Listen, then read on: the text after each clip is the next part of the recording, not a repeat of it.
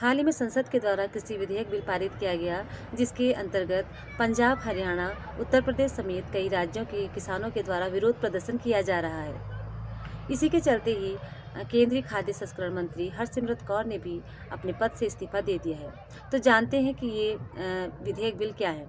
सबसे पहला बिल है कृषि उपज वाणिज्य व्यापार विधेयक 2020। दूसरा है कृषि मूल्य आश्वासन पर किसान समझौता व कृषि सेवा विधेयक 2020 और तीसरा है आवश्यक वस्तु संशोधन विधेयक 2020।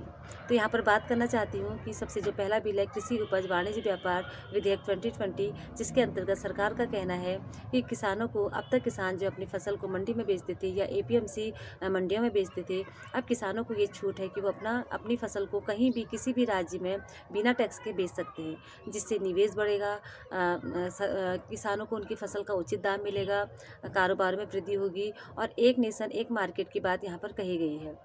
यहाँ पर किसान एपीएमसी मंडियों के बाहर भी फसल को खरीद व बिक्री कर सकते हैं।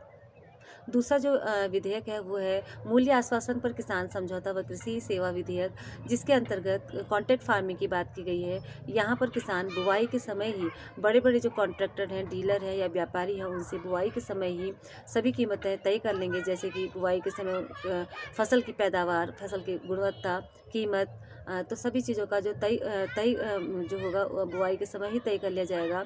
और इस प्रकार करने से किसानों को जो है घाटे का जोखिम नहीं उठाना पड़ेगा और मूल्य के उतार चढ़ाव से जो है किसान जो है वो इस दूर रहेगा। किसान को एक अच्छा बाज़ार मिल जाएगा और उसकी फसल को उसका सही दाम मिल जाएगा। तीसरा जो है वो है आवश्यक वस्तु संशोधन अधिनियम, जिसको कि जो कि 1955 में ही आवश्यक वस्तु अधिनियम बनाया गया था। वो उस समय इसलिए बनाया गया था ताकि जमाखोरी व कालाबाजारी को नियंत्रण किया जा सके। तो यहाँ पर जो है आवश्यक वस्तु अधिनियम के अंतर्गत जो कुछ आवश्यक वस्तु की सूची में कुछ फसल हैं, जैसे कि अनाज, दाल, तिलहन, तेल, आलू, प्याज, इनको आवश्यक वस्तु की सूची में उस समय रखा गया था, लेकिन इस संशोधन में अभी इनको आवश्यक वस्तु सूची से हटा दिया गया है।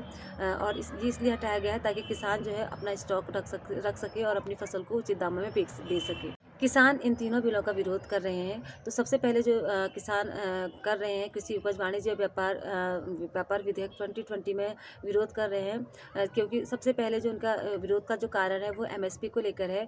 MSP means minimum support price. उनका कहना है कि सरकार अगर एमएसपी को ख़त्म कर देगी तो छोटे किसान किस मूल्य पर अपनी फसल को बेचेंगे। दूसरा एपीएमसी मंडियों को ख़त्म करने की बात, जहाँ पर समाप्त करने की बात की गई है, तो छोटे किसान अपनी फसल को कहाँ पर बेचेंगे, ये उनके सामने एक प्रॉब्लम है। तो यहाँ पर किसान सोचते हैं कि अगर उद्योगपतियों को अगर वो डायरेक्ट अपनी सेलिंग करते हैं तो धीरे धीरे उद्योगपति हमारे खेत खलिहानों को भी ले लेंगे और किसानों के पास इतना स्टॉक नहीं है इतना, क्योंकि किसानों के पास अपना खुद का घर नहीं होता। तो वो स्टॉक जैसे स्टॉक आवश्यक वस्तु अधिनियम के अंतर्गत स्टॉक रखने के लिए जो अनुमति दी गई है, तो अभी किसानों के पास अपना खुद का ही घर नहीं है, तो वो कहाँ पर अपनी फसल को स्टॉक करके रखेंगे। तो बहुत सी प्रॉब्लम है जो किसान फेस कर रहे हैं और इससे किसान का सोचना है कि इससे शोषण बढ़ेगा और हमको जो उतना लाभ नहीं मिल पाएगा जितना कि सरकार सोच रही है। तो ये सब चीज़ों की वजह से जो है किसान विरोध कर रहे हैं।